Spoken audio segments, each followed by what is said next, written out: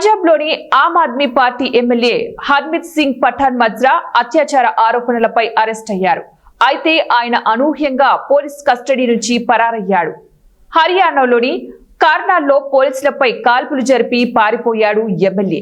పటియాలాలోని సనౌర్ నియోజకవర్గ ఎమ్మెల్యేగా ఉన్న హర్మిత్ తన సహచరులతో కలిసి పోలీసులపై కాల్పులు జరిపాడు.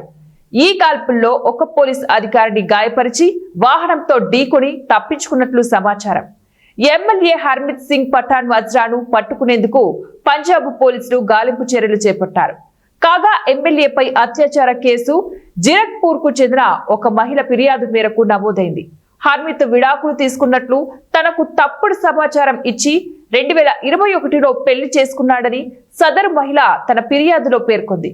అంతేకాదు తన మీద లైంగిక వేధింపులు, బెదిరింపులకు పాల్పడి అసభ్యకరమైన సందేశాలను పంపినట్లు బాధితురాలు ఫిర్యాదులో పేర్కొంది. అయితే ఈ ఆరోపణలను హర్మిత్ ఖండించారు. ఇవి రాజకీయ కుట్రలో భాగమని, ఆప్ ఢిల్లీ నాయకత్వం తనను లక్ష్యంగా చేసుకుందని ఫేస్బుక్ లైవ్ లో ఆరోపించాడు.